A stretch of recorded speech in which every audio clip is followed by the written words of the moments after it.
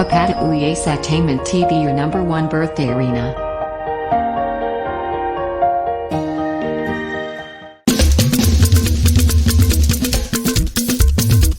Ìgèdè la wà ń lọ, Ìgèdè la wà ń lọ nílé Akínbọ̀wálé, Ìgèdè la wà ń lọ kílẹ̀ ti wí.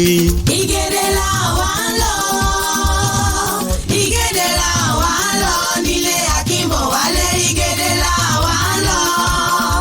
Àpáta Pàrẹwìdé yágbóyájú bí Ọ̀ṣun Òṣogbo, ó yẹ járe Gèdè Èkìtì nílé Emmanuel Akínbọ̀wálé. Ìgè ọmọ Ìgèdè ó kú ọdún ọjọ́ ìbí tòní, àrẹwà lọ́kùnrin olóríire ọmọ, ó nàró dúró déédé ọkùnrin tọkùnrin. Ìgè mọ́ gbọ́mí yéké, Emmanuel wọ ni mò ń kí.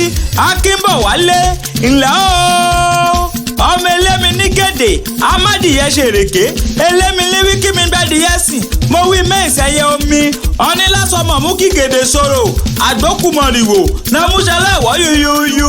Mo kí ọ okú ọdún okú yèdún, àṣèyí ṣàmọ́dún àṣàmọ́dún sẹ̀mí, àríyáyá ni ti yá àríyáyọ̀ ni ti yọ̀, iná ní sàyà ná ayé òmòfòyàyà ṣe tiẹ̀ lágbára Ọlọ́run ọba.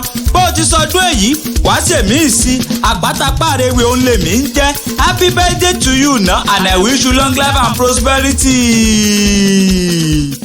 Thank you for watching our video and follow us on Instagram, Twitter and Facebook at Apata Ewi. Please don't forget to subscribe to our YouTube channel for more videos.